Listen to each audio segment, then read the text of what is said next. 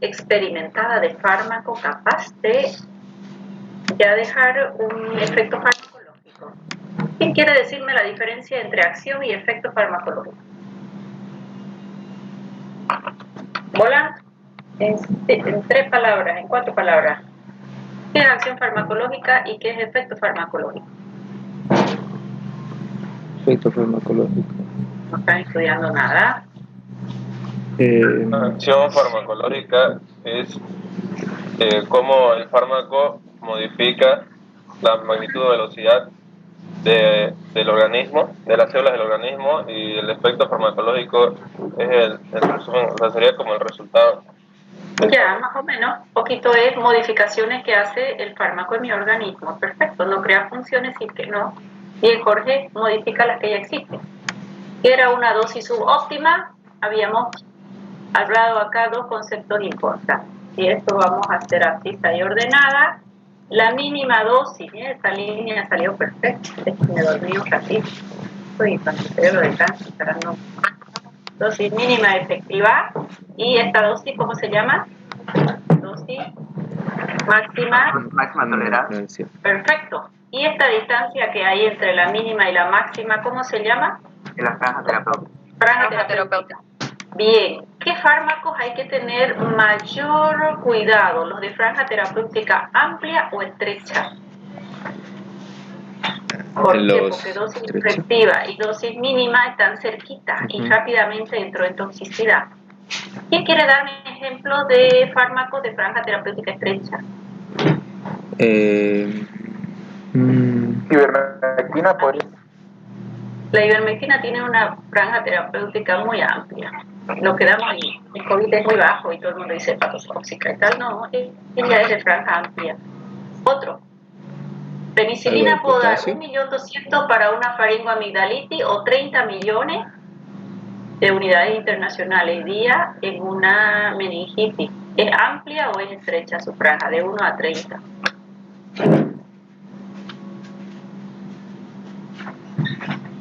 Amplia, una franja extremadamente amplia, por eso es un fármaco tan seguro. Además que ella no tiene cargas eléctricas, no entra al intracelular, ¿no? Es una franja terapéutica amplia. Estrecha es los aminoglucósidos, que lamentablemente penicilina, gentamicina, amicacina son ototóxicos, irreversibles la ototoxicidad. Luego la xantina, la cafeína, aminofilina, que los usamos como broncodilatadores o como estimulantes del centro de la respiración. También son de franja terapéutica estrecha, facilito el toxicidad. Y un ejemplo más característico, barbitúricos. Los barbitúricos, fenobarbital, amobarbital, en franja estrecha, mientras que con el mismo efecto, similares efectos, no el mismo. Benzodiazepina, franja terapéutica amplia. Yo les hablaba de las benzodiazepinas. En una intoxicación probablemente difícil, que hagas una depresión respiratoria, más el paciente va a estar deprimido muchos días, más con un barbitúrico, sí. Su franja terapéutica es mucho más estrecha del barbitúrico que de las benzodiazepinas. ¿De acuerdo? De ellas hemos hablado, hemos hecho 5 efectos farmacológicos. Entonces acá simplemente para recordar que esta franja terapéutica siempre es bueno conocerla del fármaco, siempre. Tiene mucha oscuridad aquí, ahí está. Ya. Esa franja terapéutica, ¿cuánto es lo mínimo efectivo y lo máximo tolerable? Ahí yo me debo mover. Si yo me muevo debajo de lo mínimo efectivo, si yo me muevo en esta línea de acá, no tengo efecto terapéutico. Si yo me muevo de acá para arriba, voy a entrar en toxicidad. ¿De acuerdo? Entonces, esa franja terapéutica es donde yo me voy a mover. Entonces ya tengo una dosis subóptima en la que está por acá, por debajo de lo mínimo. Una dosis mínima, estábamos hablando de la mínima dosis que produce ya el efecto. Máxima, la que va a tolerar mi organismo sin tener grandes efectos adversos. La terapéutica es toda la franja terapéutica, de la mínima a la máxima. Tóxicas, hablamos arriba de la dosis máxima tolerada, y la dosis mortal es directamente la que va a provocar la muerte del paciente por un exceso de esto ya lo habíamos visto. Bien, ¿esto lo vimos o no? A ver, póngame una camarita, eso me faltaba, 2 o 3. Quiero verlo. Vinicio, te extrañé la clase anterior, no viniste. Sí, estaba, ¿Cierto? Estaba sin cámara. Ok, muy bien. Dorado Mendoza, me gusta. Dora Saucedo, primera vez que te veo también. ¿Cierto? Acostúmbrense a ponerme su camarita. Yo no les exijo, solo el que quiera. Pero me siento más acompañado, lo único que pido es que se queden quietos, ¿ya? Cuando hablo de curva dosis-respuesta, esto es importante. Ya, acá está el logaritmo de la dosis y acá el porcentaje de la respuesta. Más dosis, más efecto. Más dosis, más efecto. Más dosis, más efecto. Más dosis, más efecto. Más llegará un momento en que a mayor dosis ya no logro más efecto terapéutico. ¿De acuerdo? Esto generalmente ocurre. Más cada fármaco tiene sus particularidades. Generalmente, un incremento de la dosis va a producir un aumento de la intensidad de la respuesta, pero llega un momento en que a mayor dosis ya no consigo más efecto terapéutico. Por ejemplo, si yo voy a usar enalapril, ¿quién recuerda la franja terapéutica del enalapril? Lo mínimo efectivo y lo máximo tolerado. Es un inhibidor de la enzima convertidora de angiotensina que usamos para hipertensión. ¿Quién recuerda su franja terapéutica? ¿Se las dijo? ¿De 540? 2.5 miligramos, lo mínimo, y 40. 40 lo máximo. No, más de 40. 40 miligramos por día estoy hablando, 20 y 20 cada 12 horas, ¿no? Si doy más de 40, 20 cada 8 horas, cada 6 horas, no consigo más efectos terapéuticos, ¿de acuerdo? Sino que lo más probable es que yo empiece a entrar en toxicidad. Bien, acá hay dos conceptos que los van a revisar mucho en ensayos clínicos, ¿ya? ¿Qué es esos conceptos? Dosis efectiva 50%. Dosis efectiva 50%. ¿Qué es dosis efectiva 50%? Cada individuo, cada persona tiene un X comportamiento. De acuerdo a los estudios que han hecho, dosis efectiva es la dosis que provoca efectividad en el 50% de los pacientes que entraron en experimentación. Efectiva. Y si yo sigo aumentando, fíjense esta dosis, y aquí llegué básicamente de una dosis efectiva, será unos 250 miligramos. Yo llego acá en esta gráfica como, no sé, a 2000. ¿Qué es? DL, dosis letal 50%. Nunca hacen estudios clínicos en humanos hasta dar una dosis letal. Esta dosis letal es en animales de experimentación y de ahí se extrapola a los humanos. Más ustedes bien saben que nunca la extrapolación de los animales al humano se ha dado en un 100% y eso lo hemos pagado muy duro con el ejemplo de la talidomida. La talidomida en el año 70 se usó en ratas embarazadas para náuseas, vómitos y malestares del embarazo. Lo usaron en humanos y ahí nació toda una generación de pacientes con focomelía. Focomelía era alteraciones en sus miembros superiores e inferiores. O no habían miembros o teníamos que los dedos nacían de la cintura escapular o de la cintura pelviana, ¿de acuerdo? O sea que no podemos decir que el 100% hay una extrapolación de los humanos, de los animales hacia los humanos, pero ya tienen el concepto de dosis dosis efectiva 50%, es siempre en el 50% de los pacientes. Esta dosis, por ejemplo, de enalapril, 20 miligramos efectivo en el 50% de los pacientes, y dosis letal es solo en animales de experimentación. Aquí está, que va a provocar la muerte del 50% de los animales de nuestro ensayo clínico, y dosis efectiva es efectiva con un buen efecto terapéutico en la mitad. Ese hacia arriba y hacia abajo se considera ya su franja terapéutica, de lo efectivo siempre más menos, ¿verdad? Y ahí nace ese concepto de franja terapéutica. Voy a salir de aquí, ahora aquí. Ok, esto es exactamente lo mismo. De la dosis efectiva 50% hasta la dosis letal. Dosis efectiva es la dosis que va a producir el efecto deseado en la mitad de nuestras personas o pacientes de experimentación. La dosis tóxica 50% y la dosis letal 50%, todos conceptos que van a manejar toda vez que ustedes lean un ensayo. En los ensayos clínicos nos basamos para ir viendo la utilización de nuestros fármacos. Aquí hay otro concepto extremadamente importante. ¿Será lo mismo efectividad que potencia en farmacología? No. Y aquí voy a dar un ejemplo. Vamos a tener un fármaco A. El fármaco A voy a dar 2,5 miligramos. Es un diurético y voy a conseguir que mi paciente haga 2,5 litros de orina. ¿Ok? Voy a dar un fármaco B y ese fármaco B lo voy a dar con 5 miligramos y él va a ser 2,5 litros de orina. Y mi fármaco C, en lugar de 5, con 10 miligramos,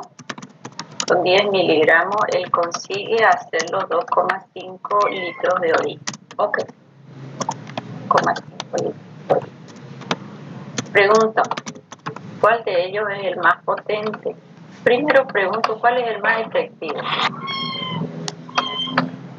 A ver, ¿quién quiere opinar? Fármaco A, B y C. Más efectivo. ¿Por qué? ¿Cuál es más efectivo? Todos son efectivos. Se supone que van a un solo, ¿cómo se llama? El fin del medicamento es hacerlo que orine tal cantidad y todos tienen la misma cantidad. Ya, o sea que tu efecto farmacológico ha sido igual en los tres. Sí. Hablando un poquito más médicamente, de orina. Yo quería efectivamente mayor formación de orina para que baje la volemia y con eso baje volumen minuto y baje presión.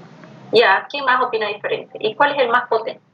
Se podría decir que tienen el mismo efecto, pero que el más potente es el fármaco A porque se necesita menos cantidad de miligramos para la misma eliminación del líquido. Bien, Georgina habló, ¿no? ¿Okay? Sí, doctora. Fíjense que la efectividad es la misma, los tres han hecho la misma cantidad de orina. La potencia, quien usa menor cantidad de fármaco es más potente, con menos cantidad yo estoy obteniendo el mismo efecto, pero resulta que ellos son diferentes. El primero puede ser una toracemida, el segundo puede ser una furosemida, el otro un ácido betaclínico, y los dos tienen el mismo mecanismo de acción y los tres van a producir la misma eliminación de orina, más cada uno con su propia dosis. Pregunta del millón, ¿qué es más importante en farmacología? ¿Es la potencia o el efecto? ¿Potencia o efecto? El efecto. Efecto, doctora. Siempre efecto farmacológico. Prohibido escuchar de la boca de ustedes, este fármaco es más potente que yo. No, yo quiero conseguir un efecto, yo quiero lograr que el paciente me elimine esa cantidad de orina y de pronto cada fármaco tiene su propia dosis. Yo no lo puedo comparar uno con el otro. ¿De acuerdo? Por ejemplo, un enalapril de 2,5 a 40 miligramos, un losartán que trabaja en la misma cascada de la inflamación, aunque no tiene, habría que el enalapril compararlo con un captopril, ¿ok? O con un lisinopril, que es del mismo mecanismo de acción de diferentes farmacocinéticas. Las dosis son diferentes entre cada uno. O un candesartán con un losartán. Entonces, lo que nos interesa siempre en farmacología es el efecto farmacológico. Prohibido que estén diciendo, mira, este antibiótico es más potente que este otro. Me quiero morir cuando escucho eso a veces en las visitas médicas, ¿no? Este es más potente, no, puede ser de nueva generación, puede ser que tenga más amplio efecto, puede ser que tenga mayor resistencia bacteriana, puede ser que su anillo beta-lactámico esté protegido, pero uno no es más potente que el otro. Lo mismo pasa con todos los fármacos, ¿ya? O sea que siempre ustedes me hablan de efectividad, y en esto es exactamente lo mismo. Antes de entrar a farmacocinética, vamos a hacer todo el capítulo de reacciones adversas.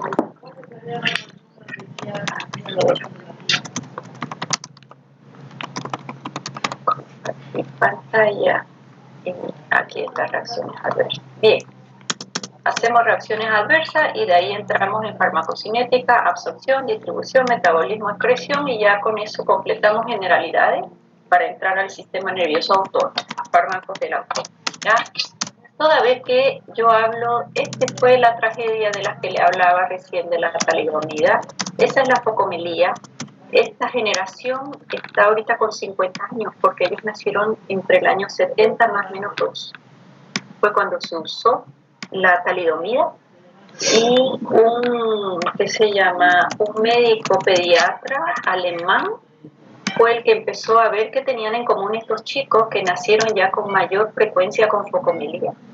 Y a partir de ahí le llevó unos años investigar que lo que hicieron en común las mamás fue tomar talidomida para las náuseas y vómitos del embarazo. Eso demoró 10 años en corroborarse para que no se dé y se saque del mercado el uso de la talidomida en el embarazo. Hoy en día se usa para mieloma múltiple, pero jamás en embarazo.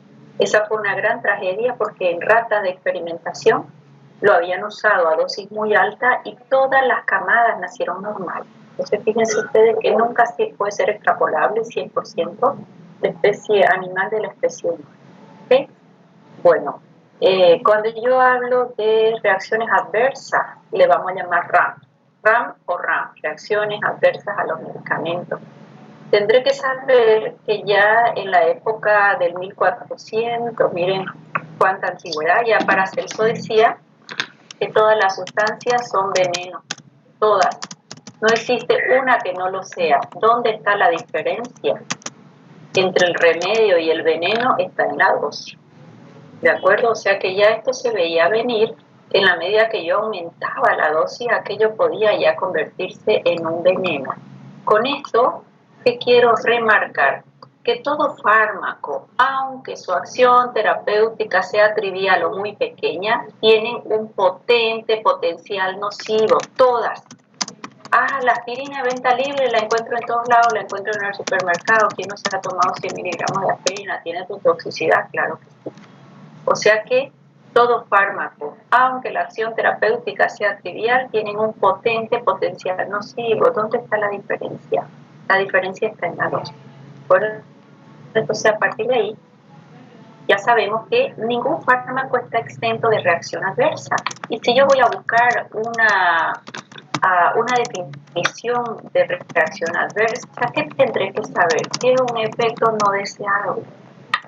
¿Qué es un efecto no intencional? Yo no le doy un fármaco para que aparezcan efectos adversos, yo le doy por su efecto beneficioso. Más aquí está pegado al efecto no deseado. O sea que, ¿qué es una reacción adversa? Es un efecto o un acontecimiento nocivo, no deseado y no intencional. Eso me es importante que lo sepamos, que no es intencional con la ingestión de un medicamento a dosis, ¿qué dice acá? A dosis recomendada. O sea que aparezca en mi paciente una reacción adversa no es porque yo lo intoxiqué, no es porque yo hice un mal cálculo de dosis, es porque está prendido a la acción farmacológica. Eso es importante que el paciente lo sepa. No hice yo un mal trabajo. Yo le di una acitromicina para COVID porque la acitromicina se ha visto que es antiviral en COVID. Él es un antibacteriano, pero de pronto tiene al inicio del tratamiento o de la infección, no del tratamiento, se ha visto que inhibe la replicación viral y cuanto menos replicación viral, pues el paciente va a tener menos carga viral. Pero ¿qué pasa? Que de pronto acitromicina, que lo que hace es inhibir síntesis de proteína en el segmento 50S, también estimula una enzima del intestino que se llama motilina y que ella mueve el peristaltismo, aumenta y puede hacer ese diarreica y dolor tipo cólico. Eso está prendido a su acción farmacológica, no la puedo separar. ¿Se va a producir en todos los pacientes? No. ¿Se va a producir siempre? No. Ok, ¿se va a producir a dosis usual? Al que le toca, sí. ¿De acuerdo? Entonces yo no hice una dosis para decir es una dosis tóxica, por eso tiene diarrea el paciente. No, el paciente que va a recibir 500 miligramos o 1 gramo o 2 gramos que usamos en clamidia, dosis única, y no le va a producir diarrea, más el otro con 250 miligramos o con 500, o la dosis que le dé siempre le va a hacer dolor tipo cólico y diarrea. ¿De acuerdo? Entonces yo estoy hablando de efectos no deseados, efectos nocivos y no intencional a la dosis recomendada. Si yo no puedo separar este efecto farmacológico de esta dosis tóxica, tendré que saber el efecto farmacológico, que es lo que yo quiero, y todos los efectos adversos. ¿Para qué? Para yo anticiparme. Normalmente, ¿qué le digo yo a un paciente que le doy acitromicina al inicio de un tratamiento de COVID? En muchos pacientes puede dar diarrea. Si va una sola vez al baño sin dolor y molestia, no me preocupa, pero si va más de una vez o hace un dolor tipo cólico, la voy a suspender. En este caso, en muchos pacientes COVID positivos también hacen diarrea porque el virus toma tubo digestivo. Entonces yo tendré que estar alerta. ¿Qué empezó primero? Y para yo achacarle a ese fármaco el efecto de aumento del peristaltismo y de la diarrea, tendré que saber en qué momento empieza uno y cuándo lo dice. Si la diarrea ya venía de 2 días, ¿le voy a dar acitromicina? No, porque le pueda agudizar. Venía sin diarrea, toma acitromicina, viene dolor tipo cólico, esa es diarreica, probablemente está asociada a acitromicina, la retiro, mañana no la doy y sigue la diarrea y en 3 días sigue y en 4 días sigue, probablemente sea fenómeno COVID. ¿De acuerdo? Entonces fíjense cómo yo voy a tener que tener presente tanto el efecto deseado, que es el que yo busco, como el efecto no deseado. Estas reacciones adversas que son susceptibles de aparecer a dosis usual y a dosis recomendada y es no intencional. Muchos de ellos a veces conviene, uno más o menos conoce a su paciente, comentárselo al paciente para estar atento si aparece, ¿ya? Pero si tu paciente es medio neurótico y es hipersusceptible, empieza el tratamiento y me va comentando cómo va. Doctora, tras que tomé eso, a las 2 horas tuve una diarrea terrible y nunca tengo diarrea y dolor cólico. ¿Queda claro? Entonces fíjense que acá también estamos hablando de que yo voy a usar un fármaco, yo como médico debo conocer las probables reacciones adversas, pero tampoco se las voy a decir todas al paciente, sino que estaré alerta. ¿Estamos de acuerdo? ¿Se va entendiendo? Que es a dosis usual, no las puedo desprender de la acción farmacológica principal. Fíjense ustedes que cuando yo hablo de un embarazo, yo voy a considerar que todo fármaco, esto lo aprendimos con sangre, con la tragedia de la talidomida, es potencialmente teratogénico. ¿Qué significa teratogénico? Capaz de producir malformación en el embarazo, en el producto de la gestación.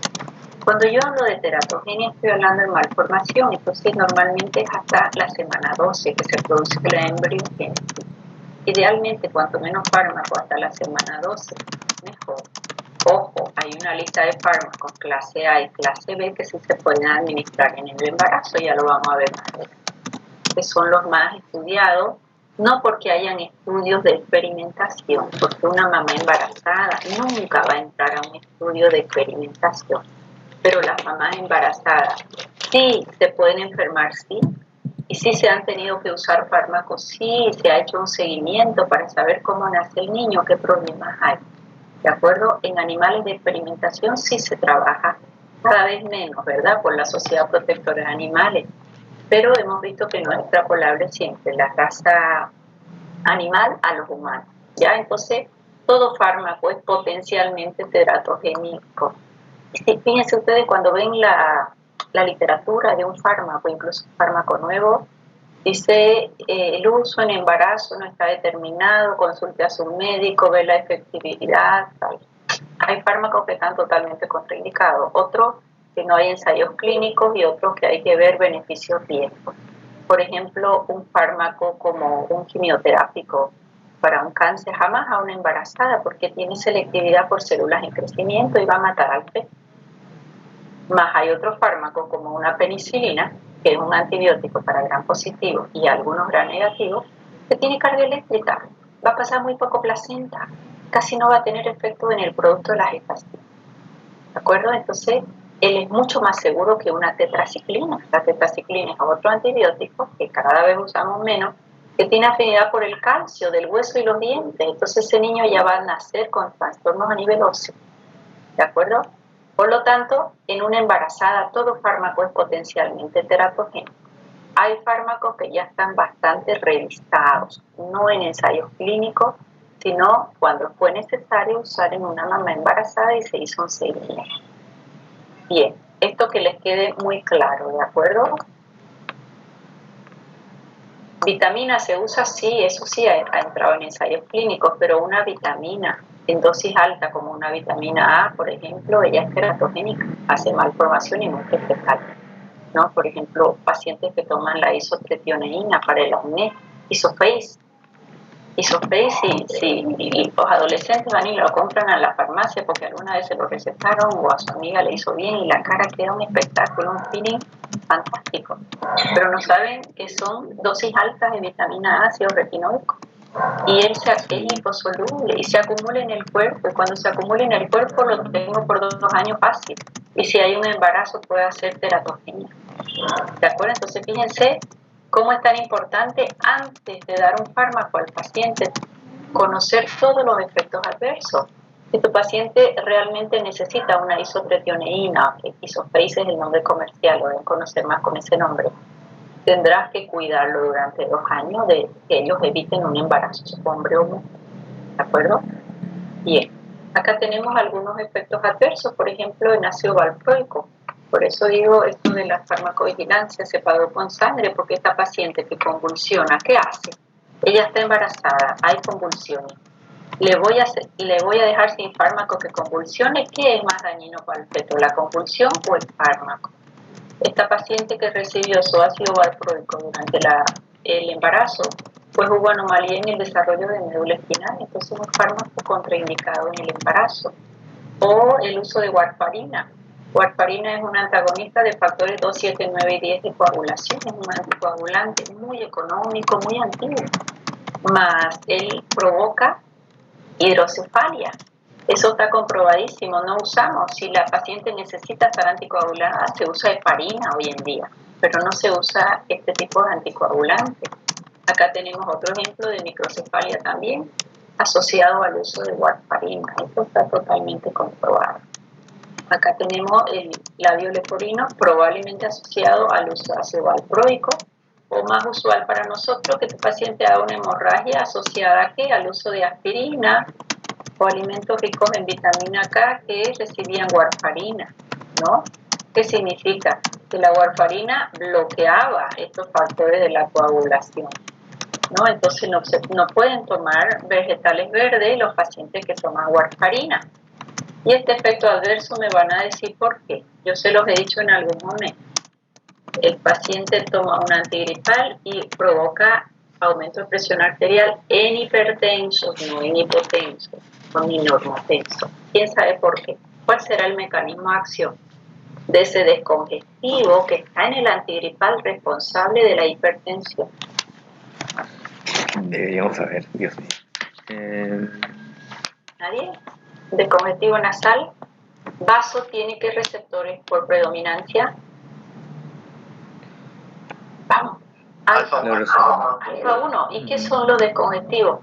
Agonistas alfa 1 para hacer vasoconstricción y que me haga una vasoconstricción nasal y yo respire muy bien, porque cuando hay congestión hay vasodilatación nasal, entonces le bloqueo, soy agonista receptor alfa y hace vasoconstricción, y la vasoconstricción generalizada aumenta presión. Entonces el paciente hace hipertensión. ¿Se acuerdan que les dije? Venta libre, los antigripales, pero a un hipertenso le sube la presión. Normalmente en paciente COVID yo les mando un reporte que me lo envían 3 veces al día y ahí dice saturación, presión, frecuencia, temperatura, la hora y los síntomas. Y cuando vas viendo, la presión aumenta. Y tú diste una receta y le digo, ¿está tomando antigripal? Porque veo que la presión va subiendo, aunque el virus puede hacer o subir o bajar la presión. Eso está clarísimo por su puerta de entrada, que es a través de la ECA. ¿De acuerdo? Que es la enzima convertidora de angiotensina. Ah, sí, doctora, es que me olvidé si le estoy tomando el antigripal. Le digo, para usted no. Antifludes puede tomar, que es antigripal, que tiene amantadina, que es antiviral y no tiene descongestivo. ¿Ya? Pero un astisol, un refrianel o antigripal día-noche, lo primero que tienen que le colocan es un descongestivo. Si el paciente es hipertenso, yo no puedo dar. Tendré que controlar presión y si va a subir tendré que aumentar la dosis del antihipertensivo, pero no es conveniente. ¿Por qué? Porque yo voy a subir presión arterial a dosis usual. No se tomó 2 antigripales juntos, se tomó uno cada 8 horas, como le dijeron. ¿Y va a subir la presión? Sí. ¿Dosis usual? Sí. En todos los pacientes, no. Son pacientes que ya son hipertensos o que tienen un endotelio vascular que no está muy rico en oxiómetro. Bien. Ok, entonces eso nada más como introducción para que sepan qué es una reacción adversa, para que sepan que está prendida la acción farmacológica principal. Y vamos a estudiarla, las vamos a clasificar, muchas formas hay de clasificarlas, vamos a ver las 3 más importantes, según su mecanismo de producción, según la relación con la dosis y según la gravedad. Las vamos a clasificar vamos a empezar por el mecanismo de producción. A mí siempre me gusta darlos por ejemplo esto. Y estamos hablando del mecanismo de producción, que puede haber una sobredosis relativa. Vamos a ver por qué. ¿Qué es un efecto colateral y qué es un efecto secundario? Vamos a ver la diferencia. ¿Qué es idiosincrasia? Que es un efecto adverso, o hipersensibilidad o alergia también es efecto adverso. Todos ellos son mecanismos de producción de reacciones adversas a los fármacos. Vamos a ir revisando uno por uno. ¿Preguntas hasta ahí? Nada. Esa tragedia de la talidomida que te impacta cuando ves las imágenes fue quien dio pie al nacimiento de la farmacovigilancia. Ya ese fue el evento que marcó el inicio de la farmacovigilancia. A ver, vamos pensando. Este hombre tiene 55 años de edad, tiene una neumonía asociada a pseudomonas. Esta neumonía es muy asociada a infecciones intrahospitalarias por uso de ventilación mecánica o pacientes diabéticos. Y resulta que su creatinina es 5.5. ¿Quién se acuerda cuál es el valor normal de la creatinina? Creatinina es el producto de degradación muscular. Solo la creatinina se elimina por el riñón, por eso es un indicador. Si era 2.5. ¿Quién se acuerda del valor normal? De 0.85 a 1.20, creo. De 0.4 a 1.4. Te van a acordar siempre, aunque de un laboratorio a otro puede cambiar un poquito, todo con 4. De 0.4 a 1.4 miligramos de cilindro. ¿Ya? El valor de creatinina. 0.4 hasta 1.4. Los dos con 4, para que no se olviden. Hay laboratorios que pueden dar 0.3 sí, y otro que da 1.5 en lugar de 1.4 sirve, pero está muy cerca. ¿Ya? Si el valor normal es de 1,4 miligramos de cilindro, ¿qué significa que el paciente tenga 5.5? Si la creatinina solo se elimina por el riñón por filtración glomerular, ¿qué significa? Que esté muy alta en sangre. ¿Cuál es la deducción? Nefropatía. Ya, que el riñón está filtrando menos.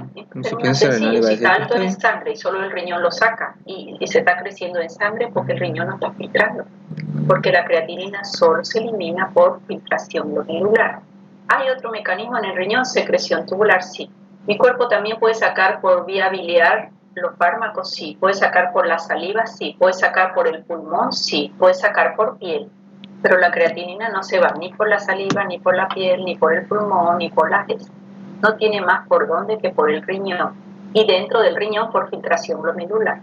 Disminuye filtración glomerular y aumenta creatinina en sangre. ¿Está clarísimo? Entonces este paciente tiene su buena nefropatía, 5.5 es una creatinina muy alta, si es hasta 1,4. Amicacina es un aminoglucósido para gram negativo, él tiene cargas eléctricas, no es del intracelular. En gram positivo no puede entrar fácilmente, entonces no lo uso en gram positivo, hay una excepción por ahí, ya la vamos a estudiar. Y la dosis usual es 500 miligramos cada 12 horas. Él es un aminoglucósido. Como efecto adverso más importante es que de acuerdo a la dosis alta en sangre o por mucho tiempo de uso, se acumula en el octavo par craneal de forma irreversible hacia sordera. ¿De acuerdo? O sea que voy a usar amicacina a una dosis usual es bastante seguro, pero si me subo de dosis o lo uso por un tiempo mayor a 10 a 14 días, la ototoxicidad es muy evidente. ¿Qué va a pasar en este paciente? Su creatinina está alta y le estoy dando amicacina dosis usual. Vamos. Va a presentar ototoxicidad. ¿Por qué? ¿Por qué?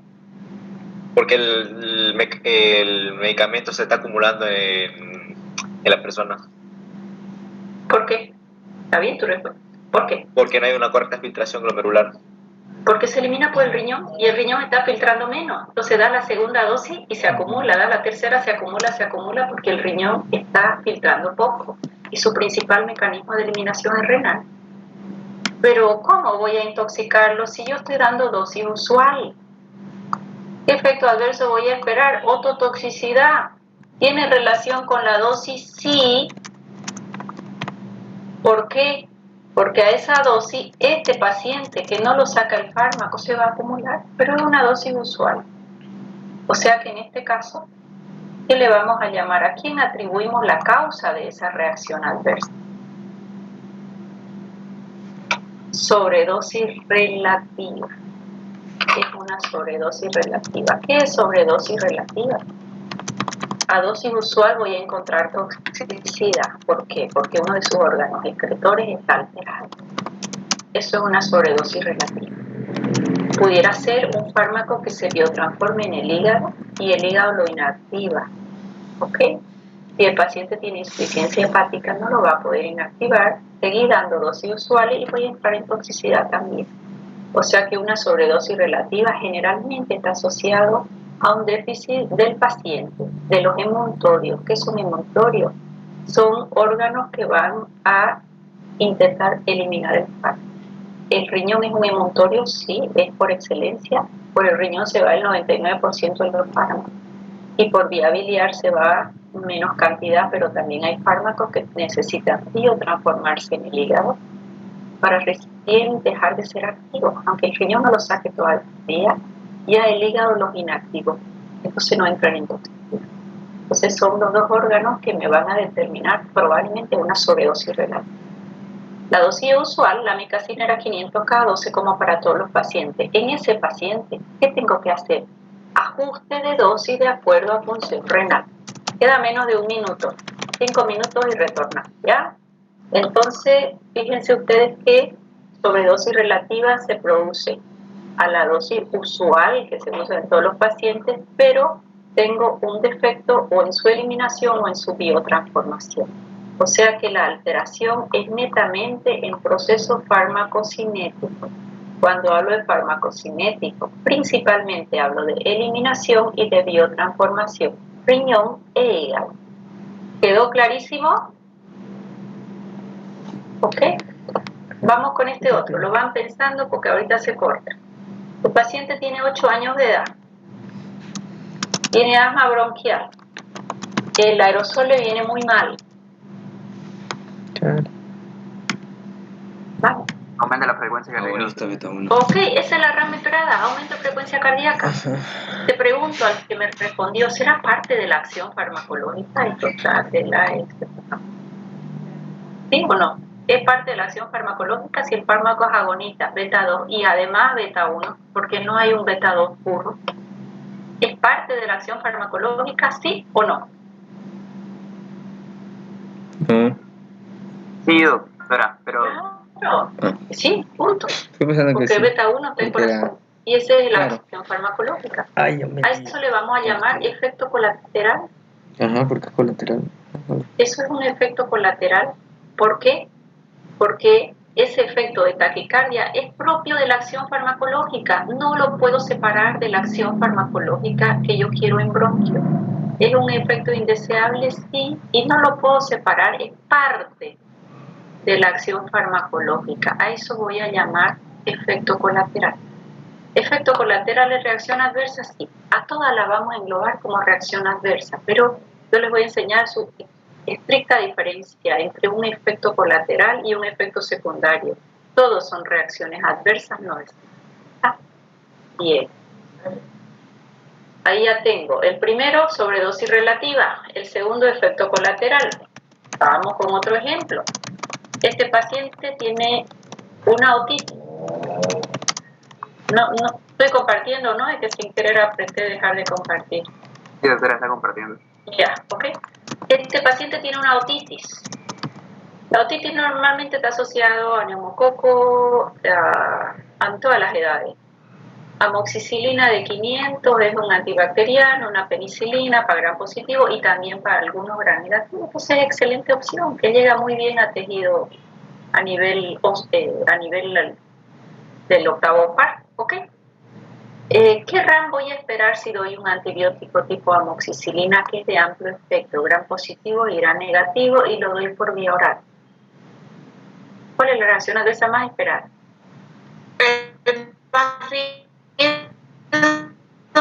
De la flora, doctora. Perfecto, barrido de la flora normal intestinal y encima su acción es gram positivo y gram negativo, me hace bonito barrido de flora y puede dar diarrea en muchos pacientes, no en todos, ¿ok? Gran esperada, barrido de flora intestinal. Te pregunto a la que me respondió, ¿era parte de la acción farmacológica? No, eso es un RAM. Ya, es consecuencia de la acción farmacológica, porque la acción farmacológica es inhibir síntesis de pared celular de las bacterias, gram positivas y gram negativas. Pero al destruir estas bacterias, gram positivos y gram negativos, ¿qué consecuencia trae mi organismo? Barrido de flora, y un barrido de flora me hace una diarrea en muchos casos. Puede dar también otros efectos en barrido de flora que no sea diarrea, sí, una disbiosis, una hiperpermeabilidad intestinal. ¿De acuerdo? Entonces, fíjense que acá el efecto no deseado no depende directamente, sino es una consecuencia de la RAM, es una consecuencia del fármaco. A eso le vamos a llamar, a eso le vamos a llamar efecto secundario. Es secundario a la acción del fármaco. Uno era secundario, el otro era colateral. En farmacología le vamos a llamar RAMS. Ya ustedes saben su diferencia exacta, pero lo usamos indistinto, efecto secundario o efecto colateral. A todas las vamos a resumir como RAMS, ¿de acuerdo? En este caso no es debido a la acción farmacológica, como era el caso de la taquicardia, era por acción farmacológica, ocupa receptor B1. Acá no, acá es consecuencia de la acción farmacológica. Bien, desde un punto de vista práctico en farmacología, es muy difícil distinguir si este es un efecto secundario o colateral. En términos generales lo vamos a usar como reacción adversa a los fármacos, pero ya saben su diferencia. A ver, este paciente tiene 30 años. Este paciente está con salmonelosis. Su droga de lujo, primera línea, no por su toxicidad, sino por su especificidad y su efectividad, es el cloranfenicol. Cloranfenicol. Cloranfenicol, es el síndrome del hombre gris. Porque cloranfenicol hace mucho que cada vez se usa menos, pero como fármaco es fantástico. Muy liposoluble, atraviesa barrera hematoencefálica, se puede usar en meningitis, es un espectro amplísimo, gram positivo, gram negativo. Entonces, este paciente con salmonela se está usando cloranfenicol. Hoy no es el primero en usarse. El primero en usarse es un cotrimoxazol, una quinolona fluorada, inclusive antes de un cloranfenicol.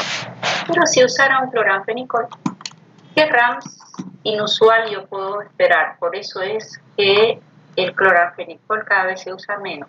¿Cuál es la RAM que lo caracteriza? Que no es en todos los pacientes y es de baja casuística y por eso cada vez la usamos menos. ¿Quién sabe algo de cloranfenicol? Una vez escuché, doctora, en algún momento escuché que el cloranfenicol lo están dejando de usar porque produce anemia. No cualquier anemia, anemia plástica. Anemia plástica, 1 en 1.000.000 de pacientes va a producir anemia plástica y la va a producir con 1 miligramo o con 500 miligramos, independiente de la dosis. Y si tú me preguntas por qué 1 en 1.000.000, porque justo ese paciente tiene un defecto enzimático genético en el hígado y le falta una enzima que se llama glucosa 6-fosfato deshidrogenasa.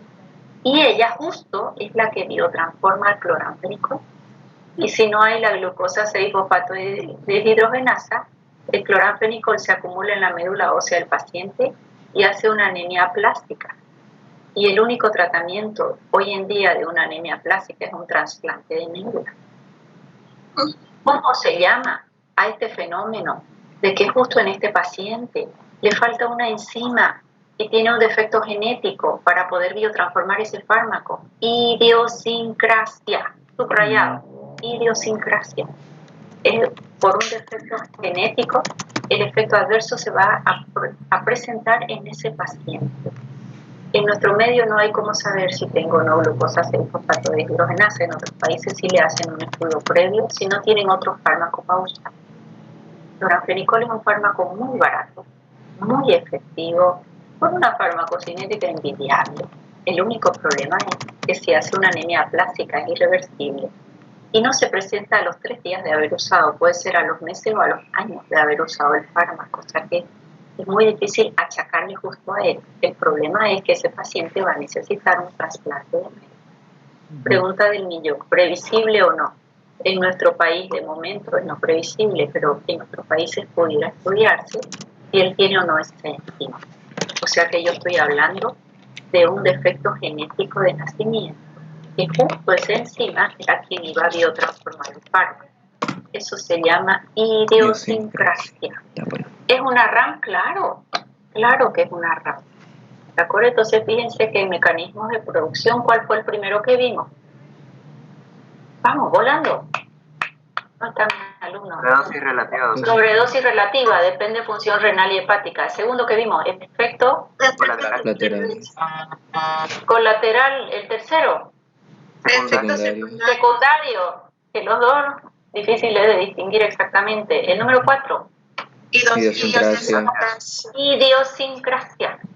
Hay efectos adversos que aparecen por idiosincrasia de ese individuo. Es una respuesta atípica y se debe a sus bases genéticas, a un polimorfismo genético. ¿Ok? Bien, y finalmente el último. Ya, el último, bueno, idiosincrasia, ya vimos lo que es. El último es de este grupo del mecanismo de producción es la hipersensibilidad o alergia. Fíjense la diferencia entre idiosincrasia e hipersensibilidad. Idiosincrasia se da a partir de la primera dosis que use el fármaco, o sea, 1 miligramo por ml.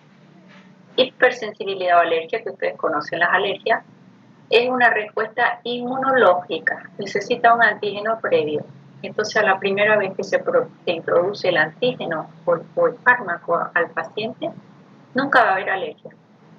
Pero ¿cómo? Si este niño nunca recibió ningún medicamento y le pusieron su primera penicilina y es alérgico, probablemente la mamá sí recibió penicilina y él tiene ya los anticuerpos para la penicilina. O sea que hipersensibilidad o alergia es una reacción de origen inmunológica, requiere el primer contacto previo. Al primer contacto nunca hay alergia. Primer contacto desarrolla formación de anticuerpos. Al segundo contacto, cuando ya hay anticuerpos, recién aparece la reacción de hipersensibilidad o alergia. Necesito un desencadenante, sí, y exposiciones previas a ese desencadenante. ¿Cuándo voy a hacer alergia? A partir de la segunda vez que me colocan la penicilina. Profesora, pero yo he visto pacientes que siempre usan penicilina y después de la 20ª vez recién hace alergia. ¿Eso es cierto? Sí, porque su título de anticuerpos fue en aumento. O sea que si te colocan penicilina por segunda vez y no hiciste alergia, no significa que no la puedas hacer más adelante. Ya ese concepto me interesa mucho. Pacientes que toman algún fármaco y después hacen alergia, sí, ya vamos a ver. Cuando hablo de alergia, no está relacionada con la dosis. El que va a hacer alergia a penicilina va a ser con 1 miligramo o con 1000 miligramos de penicilina. Mayor intensidad con mayor cantidad. Y la vamos a clasificar esa hipersensibilidad o alergia en 4 grupos, porque ellas no aparecen siempre de la misma forma. Pueden ser inmediatas. Sí. Fíjense que cuando nos vacunan, bueno, ustedes creo que no han recibido todavía la vacuna de COVID. A todos los pacientes capaz han ayudado en la campaña, los dejan sentados, les ponen sillas con distanciamiento social, físico, no social, y los van mirando por lo menos 30 minutos, que es la mayor probabilidad que aparezca un shock anafiláctico. El shock anafiláctico es muy rápido.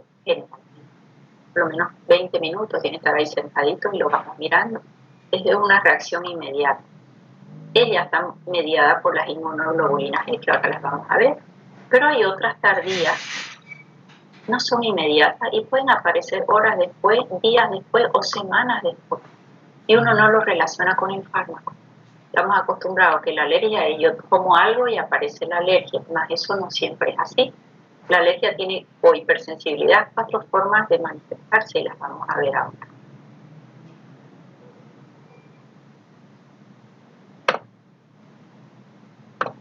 Bien, la hipersensibilidad o alergia, necesito, todas estas son hipersensibilidades, alergia, no solo lo que ustedes conocen. Eso es una vasculitis, por ejemplo. Esto sí la conocen con mayor frecuencia. Puede ser, ahora vamos a ver una por una. Ya. Mecanismos de producción de la hipersensibilidad. Existen 4 tipos de alergia. Tipo 1, 2, 3 y 4. Con diferentes mecanismos, sí. El primer mecanismo está mediado por inmunoglobulinas E y es la alergia rápida dentro de las 30 primeros minutos. No es lo mismo poner un fármaco en vena que en vía oral hasta que llega a sangre y aparece la alergia. En vena siempre va a ser mucho más rápido, ¿sí? Por ejemplo, la de la penicilina. Si no has hecho la alergia dentro de los primeros 30 minutos, es muy difícil que la hagas con un solo fármaco de acá a 3 semanas. Por el uso continuado sí, porque vas aumentando títulos de anticuerpos. Hay otra que se llama citotóxica, que está mediada, la vamos a ver ahora, por inmunoglobulina G, inmunoglobulina G media, que son anticuerpos. Acá era solo acción del antígeno con la inmunoglobulina E, pero acá ya aparece la G y la M. Hay otra que da por depósitos de complejos antígeno-anticuerpos y se depositan a nivel vascular entre los espacios entre el vaso, y otros que se van a presentar tardíamente y que uno normalmente no lo relaciona con el fármaco. Y vamos a revisar una por una. Bueno, la tipo 1, estas alergias son las más usuales, las de acción rápida, ¿sí? Se presentan un 10% de los pacientes, muy frecuente con antibióticos. ¿Cuáles son los antibióticos que producen mayor probabilidad de alergia? Los más alergizantes, que se los evita a veces en pacientes asmáticos que ya tienen su IgE alta. ¿Cuáles son los antibióticos más alergizantes? Penicilina. Penicilina, probablemente el anillo beta-lactámico de la penicilina. ¿Ok? Y si es alérgico a penicilina, probablemente, muy bien, Erika, probablemente su alternativa son los macrólidos. Alérgico a penicilina, el macrólido estoy hablando de eritromicina, claritromicina. La reacción está mediada por inmunoglobulina E y cómo se manifiesta, desde un leve rash hasta un shock anafiláctico. Esa anafilaxia puede ser con o sin urticaria, hipotensión, prurito, ya estoy hablando de un shock anafiláctico, un angioedema, dificultad para respirar. O sea que la tipo 1, que es la más frecuente, que es la de acción rápida, está mediada por las IgE y se manifiesta desde un rash. Ay, mira, me pica todo el cuerpo, parece que lo que comí me dio alergia, porque lo que tomé un antialérgico y pasó. Más en otro paciente puede hacer una anafilaxia con un shock anafiláctico. ¿De acuerdo? Esta penicilina probablemente son las de mayor amoxicilina, podría ser, doctora. Amoxicilina es una penicilina. Las penicilinas naturales es la G, sódica, potásica, benzatínica y procaínica. Semisintéticas con el mismo núcleo betalactámico, que a veces la alergia es al núcleo al anillo betalactámico, está antiamoxi. Dentro de otro grupo también de penicilina, cloxa, dicloxa, flucloxa, y otro grupo las antipseudomonas, ticarcilina, carbenicilina. Todas tienen anillo beta-lactámico. Si la alergia es al beta-lactámico, a todas las penicilinas ni una debe recibir. Ojo, las cefalosporinas también tienen anillo beta-lactámico, pero también otro anillo cefalofosforánico se llama. Si la alergia es al beta-lactámico, tampoco puede recibir cefalosporina. ¿Ya? O sea que ahí hay que ver exactamente si la alergia es al anillo beta-lactámico. Bien, esta es la hipersensibilidad tipo 1, es la que más conocemos, y de un rash. Esto, fíjense, es un rash o unas erupciones maculopapulosas. Esto lo he visto en muchos pacientes, por ahí les iba a buscar las fotos recientes de una paciente mía, doctora, soy Angelina Jolie. Solo ahí, ¿cuál es el riesgo? Que me haga un edema de glotis. Esta niña lo hizo a la nuez, la última paciente que me mandó su fotito, que está de viaje, se fue a vacunar, y está tal cual, ¿no? Entonces, esa es una alergia tipo 1. ¿Quién es el mediador? Inmunoglobulina G. ¿Y cómo se produce eso? Si acuerdan fisiología, este es un mastocito. El mastocito en su interior tiene todas vesículas preformadas de histamina. Luego viene el antígeno por primera vez, comió nuez por primera vez y no le pasó nada. Pero el cuerpo ya formó anticuerpos, que son las inmunoglobulinas E. Y rodea todo el mastocito mucha cantidad de inmunoglobulinas E. Y en su interior tienen a esta histamina. Pero está todo en paz y tranquilidad. Y la histamina supuestamente está vale 7 puntos. Cuando viene pero el antígeno el año pasado a tener contacto con el anticuerpo a partir de la segunda vez, hay reacción antígeno-anticuerpo y todo esto se degranula y libera la histamina y va a manifestarse la alergia. Puede ser muy leve, desde un rash hasta un shock anafiláctico, sí. Queda clarísimo, entonces esa es la alergia que conocemos normalmente como alergia de acción rápida mediada por inmunoglobulina E. ¿Alguna pregunta hasta ahí? ¿Okay? Bien, esto es exactamente lo mismo. Todo este es el mastocito, ahí está la inmunoglobulina E, este de aquí es el antígeno, que puede ser el medicamento que entró por segunda vez o un alimento, ¿no? Y esto libera todo lo que hay adentro del mastocito: histamina, prostaglandina, leucotrieno, factor de agregación de plaquetas, proteasa, hace la vasodilatación en bronconstricción, hace todo el cuadro aparatoso que puede ser leve o puede ser muy severo, desde una urticaria hasta una anafilaxia o un asma bronquial. Está clarísimo este mecanismo de producción. Muy bien, ahí está la manifestación. Puede ser muy sencillo o puede ser hasta un edema de glotis o una inflamación extrema de la lengua, lo he visto, es terrible, o un edema de glotis. Muy bien. Esa es un tipo de hipersensibilidad a la tipo 1. A la tipo 2 le vamos a llamar citotóxica. ¿Cómo se produce? Okay, esto se va a producir porque esta célula, estos antígenos ingresan. Ese es quien va, es el fármaco que va a ir a desarrollar este tipo de alergia. Da lugar a la formación de inmunoglobulina, ya no las IgE, que siempre que hacemos alergia, yo lo puedo ver en el hemograma, las IgE, que salen altas en los asmáticos alérgicos, ¿verdad? Pero no es el único mecanismo. En este caso aumentan las IgE. Aumentan IgM o IgG, se unen al complemento, ellos dos interactúan con este antígeno, interactúan complemento, anticuerpo y antígeno, y eso hace sustancias citotóxicas que me destruyen las células. Se forman estos complejos, inmunocomplejos, que hacen destrucción de células. ¿Y a quién la destruyen? Elementos formes de la sangre, glóbulos rojos, glóbulos blancos y plaquetas. O sea que hay fármacos que su reacción de hipersensibilidad es hacer anemia, leucopenia, neutropenia, plaquetopenia. Es una reacción de hipersensibilidad que normalmente no la relacionamos como que es hipersensibilidad. Por ejemplo, la sulfamida, la alfa-metildopa es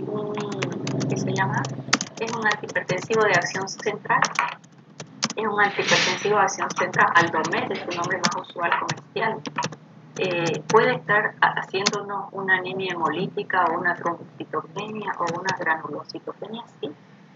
Y estamos buscando la causa de esta disminución de las células sanguíneas y el paciente sigue tomando su antihipertensivo, más está relacionado con esto.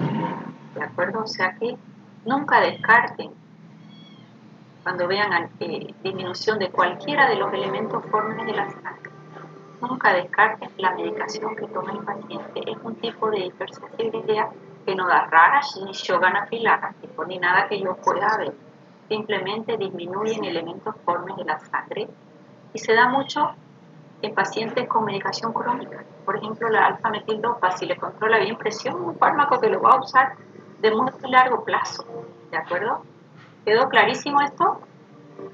Entonces, las alergias no solo es la hipersensibilidad de lo que yo veo, un rash, sino que también puede ser la tipo 2, relacionado con los elementos formes de la sangre, por acción de, esta es una tipo 2, por ejemplo, esto es una púrpura trombocitopénica. Muchas veces el paciente hace su púrpura trombocitopénica y nadie relaciona con el fármaco. La hidroclorotiazida es un diurético muy usado, usadísimo, porque no es ni de baja efectividad ni de muy alta, es de mediana. Entonces va eliminando orina, va controlando presión y lo usa a largo plazo, una insuficiencia cardíaca, por ejemplo. Y puede hacer una púrpura trombocitopénica con todo derecho, reacción de hipersensibilidad o alergia. Bien, tipo 3. En este caso también se van a formar inmunocomplejos. Esos inmunocomplejos, fíjense que esos son los antígenos, anticuerpos y complementos. ¿Dónde van a ubicarse? Esos van a ubicarse justo en los espacios que hay entre las células endoteliales del vaso. Se colocan ahí y lo destruyen. Son todas las llamadas vasculinas. Por ejemplo, hidroclorotiazida, que recién lo mencionaba, nos puede dar lupus. Estos son reacciones inmunológicas que te van a terminar desarrollando un lupus, pero de origen medicamentoso. ¿De acuerdo? O sea que es una reacción de alergia tipo 3. ¿Qué es lo que tengo acá? Se depositan los inmunocomplejos, ocasionando una agregación de plaquetas, se activan los fagocitos, se activa el complemento. Y todos esos inmunocomplejos se van ubicando y destruyendo estos espacios que hay en el intravascular, en las células que están revistiendo los vasos. Y ahí empiezan a darnos todas estas vasculitis, el lupus eritematoso, enfermedad del suero, fenómeno de asma. O sea que son patologías de origen inmunológico por hipersensibilidad o alergia. ¿Qué tengo que hacer? Retirar el fármaco. Y generalmente no lo relacionan con los fármacos. ¿Son reacciones de hipersensibilidad? Sí. Entonces, toda vez que tu paciente ya tenga su diagnóstico, toda vez revisen toda la medicación que viene tomando.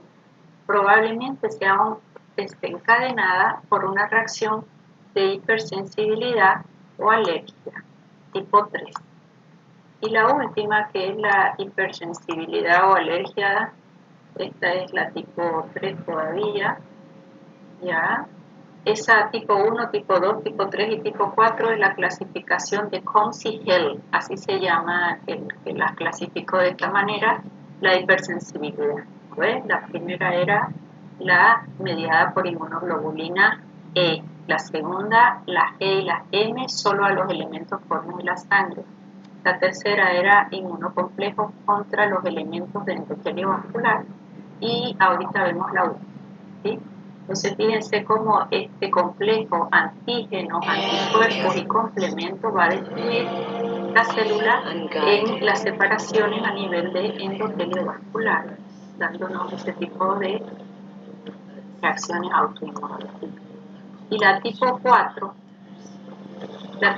es tardía. Cuando es tardía significa que el cuerpo va dando toda la información para que él forme linfocitos T. Los linfocitos T son los de más larga data, ¿verdad? Los linfocitos B, linfocitos B. El antígeno va a dar lugar a que se me vayan activando estos linfocitos T. Los linfocitos T provocan linfokina inflamatoria, activan macrófagos y ellos van a terminar desarrollando a los linfocitos B para hacer todos esos anticuerpos. Esta hipersensibilidad es bien tardía, no aparece tan rápidamente, requiere células memorias, haber tenido contactos previos y generalmente forma granulomas. ¿Por qué? Porque los granulomas se forman por una estimulación principalmente de las linfoquinas y de los macrófagos activados. En ese caso tenemos una dermatitis de rojo, ¿ya? profundizado un poquito esto de hipersensibilidad para que ustedes sepan y desconfíen cuando aparece cualquiera de estas patologías que pudiera ser relacionado a hipersensibilidad de un fármaco. Hipersensibilidad no solo es un rash o un shock anafiláctico, ¿de acuerdo? Tiene también estas formas de presentarse y eso está totalmente probado.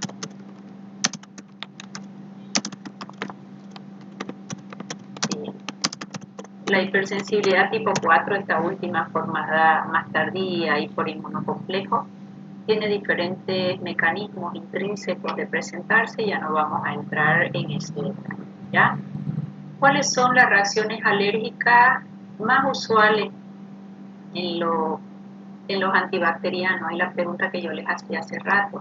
Fíjense que los beta-lactámicos son los que tienen mayor porcentaje o incidencia de reacciones adversas. Cuando hablamos aquí de reacciones adversas es desde rash hasta shock anafiláctico, que es lo más estudiado. Esas otras tres que se las he mencionado, los mecanismos de producción, son las menos estudiadas. Luego vienen los AINES, aspirina por ejemplo. Este paciente es alérgico a los AINES. Ni aspirina, ni ibuprofeno, ni diclofenaco, pero sí paracetamol, porque su núcleo y su mecanismo difiere bastante. Al paracetamol lo metemos en clasificación de AINES, pero no llega a ser exactamente un AINES. Son grupos de paraminofenoles que a formas didácticas lo introducimos allí. Pirazolona, la pirazolona es una de las formas de AINES. Luego, hasta ahí era beta-lactámico, estos ya son otros fármacos, anestésicos locales, quinolonas y sulfa, pero quien se lleva la flor para mí son los beta-lactámicos, que son las penicilinas y cefalorina, los fármacos AINES, analgésicos, antiinflamatorios. Bien, hasta ahí hemos visto mecanismos, clasificación de la RAM por mecanismo de acción. Eran 5, ¿cuál era el primero? Rápido. Sobredosis relativa, doctora. Luego, efectos colaterales. Secundario, ¿qué más eran? Secundarios, idiosincrasia. Y finalmente, hipersensibilidad, alergia. ¿Cuántos mecanismos hay de hipersensibilidad o alergia? 4. ¿Cuál es rápida? La primera. Tipo 1. ¿Mediada por quién? Mediada. Perfecto. Y cuando disminuyen los elementos de la sangre asociada al uso de medicamentos, ¿qué tipo de hipersensibilidad es? Tipo 2. Y cuando es una dermatitis de contacto donde forma granuloma. Tipo 4. Ok. Y cuando hay un lupus eritematoso que es a nivel del endotelio del vaso. Tipo 3. Listo. Ok. Seguimos. Otra forma de clasificar las RAMS, esta es interesante. Le vamos a llamar reacciones tipo A, B, C, D, E, F. Vamos a ver por qué. Ay, chinga. En realidad. Wow, doctora, para que después no me da tiempo a hacer sus apuntes. A significa en inglés esta palabra aumentado. O sea que vieron esos pacientes donde vos lees el prospecto y te dice que este antiparasitario puede dar náusea, vómito, diarrea, dolor de cabeza, vértigo, mareo, 10 efectos adversos y los 10 se producen en ese paciente. Esa es una reacción adversa tipo A. ¿Qué son? Son sus efectos farmacológicos aumentados a dosis habituales. Hay quien se toma el antiparasitario, le toma un whisky encima y no le pasa nada. Pero hay quien se toma el mismo antiparasitario y aparecen todos los efectos adversos sin que se los hayas dicho. Se llama con mareo, náusea, diarrea, que comenta el paciente. Eso es una reacción adversa tipo A. Sus efectos farmacológicos aumentados. A mí me gusta llamar eso como una hipersusceptibilidad genética, como que ese paciente magnifica los efectos farmacológicos, su genética es así. Yo tengo una paciente, el primer día que vino a la consulta me dijo, doctora, no sé qué me va a recetar, y yo la atendí, pero yo quiero decirle algo. A mí me dan un poquito de alprazolam muy pequeño y voy a dormir 3 días. Dios. Me dan un fármaco y siempre yo tomo un cuartito porque todo se magnifica. Y es verdad, son pacientes hipersusceptibles, lo llamo yo, porque en algún libro lo leí alguna vez, que lo clasifica como no hipersensibilidad o alergia, hipersusceptibilidad. Con baja dosis ellos magnifican. Hay personas si se toman una copita de vino, es como haberse tomado 2 botellas y la resaca y esa sensación del alcohol les dura 2 días. Se llaman acetiladores lentos y eso es real. ¿Qué es acetilador? Hay una enzima que son las acetilasas en el hígado que ellas biotransforman justo a ese fármaco. Y ellos, lento significa que tienen su acción lenta y muy baja cantidad. Entonces ese fármaco es biotransformado o el alcohol muy lentamente y el efecto dura mucho más. Probablemente está relacionado con su sistema enzimático, que en la clasificación anterior pudiéramos meterlo como una idiosincrasia, porque no es usual que te tomes una sola copita de vino y que te dure 2 días la receta. Yo tengo un profesor en medicina regenerativa que siempre le hacíamos el congreso, venían a darnos clases, una grado, una cena. Doctor, una copita de vino. No, dice, yo soy un acetilador lento, yo me llevo a tomar esa copa de vino y me tienen 2 días con resaca y muy comprobado genéticamente, ¿no? Entonces, fíjense ustedes que es una reacción tipo A. El efecto farmacológico habitual es exagerado. 0,5 miligramos te va a provocar un alprazolam, un poquito de somnolencia, sedación. Este se va a dormir 2 días. Puede ser que las benzodiazepinas tenían 5 efectos farmacológicos, dosis de ¿ya? Entonces, en estos pacientes que tienen aumentado el efecto farmacológico, también tienen aumentados los efectos adversos. Llámele colateral, habrá que tener precaución si toma otro medicamento. Significa que el 75% de las reacciones adversas a los medicamentos probablemente estén relacionadas con las dosis, probablemente. Esas son las reacciones tipo A. Ha aumentado efectos farmacológicos y efectos adversos. En esos pacientes está un poco aumentado de lo usual. Reacciones adversas tipo B. Bizarre significa estado. O sea que estos tienen como una falla genética, que es una idiosincrasia, motivo por el cual se va a producir por un polimorfismo genético la reacción adversa. Estas reacciones son las menos, probablemente menos del 25%, independiente de la dosis, de baja dosis o mucha dosis. Si el paciente te va a hacer una anemia plástica, que es una idiosincrasia, te lo va a hacer. Dice un organismo con algún sistema enzimático errado, ahí entran las intolerancias y también las alergias. La alergia es autoinmune, ¿verdad? O es inmunológica. Primero tiene que entrar un antígeno, se hace un anticuerpo y de ahí hay una reacción antígeno-antígeno. Son impredecibles, sí, y son difíciles de evitar. Ese tema de las alergias ya lo vamos a tocar en penicilina, no es siempre que coloques un poco de fármaco puedes detectar que pudiera haber una alergia, porque muchas veces se forma ahí una reacción, pero porque es tan ácida la penicilina que una vía intradérmica no es la ideal para colocarlo y el organismo reacciona y va a provocar el proceso. O si realmente es alérgico, con esa pequeña dosis pudieras hacer un shock anafiláctico. Bien, esa es la tipo B. La tipo, esta tipo B puede ser inmunológica o no inmunológica, ¿verdad? Inmunológicas son lo que hemos visto como hipersensibilidad o alergia, y no inmunológica, un defecto genético como una idiosincrasia. Tipo C, crónica, significa que la reacción adversa aparece, pero por el uso crónico del fármaco. ¿De acuerdo? O sea que el uso crónico de un fármaco pudiera estar relacionado con un efecto adverso. Aquí ahorita ando Yo en voy a usar un farmacología. corticoide, lo voy a usar 5 días. Ay, perdón con que sí, no voy a contestar porque el rápido. paciente se está desarrollando mucha inflamación por un COVID, voy a usar 5 días. Es diferente a que yo utilice esa prednisona como inmunosupresor para un paciente trasplantado por un largo tiempo, donde el uso crónico sí me va a provocar un síndrome de Cushing, me puede llevar a hipertensión, me puede hacer hiperglicemia, puede ser adelgazamiento de la piel, puede hacer osteoporosis, puede hacer gastritis, puede disminuir o aumentar la coagulación porque ahí el efecto es un poquito diferente en algunos pacientes. O sea que el uso crónico es quien me va a desencadenar el efecto adverso. Estas son las reacciones adversas tipo C. Luego, las reacciones adversas tipo D son poco frecuentes y son efectos retardados. no por uso crónico. Yo usé el fármaco ahora, por ejemplo, ese estudio que hay de las mamás que utilizaron anticonceptivos por vía oral con etilvestrol, y sus hijas, cuando ellas embarazaron y dejaron de tomar los anticonceptivos y se embarazaron, las hijas de esas pacientes hicieron cáncer de útero. O sea que es un efecto muy retardado. Las mamás tomaron los anticonceptivos, dejaron de tomar, embarazaron y producto de la gestación, sexo femenino, hace un cáncer de útero. Como que hay una modulación genética en la paciente que se transmite a su generación. Esos son los D retardados.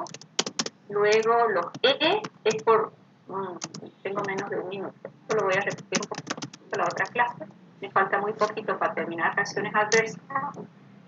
La siguiente clase voy a hacer farmacocinética, todos los mecanismos de absorción y después distribución. Una clase más y ya terminamos farmacocinética para hacer el sistema nervioso autónomo.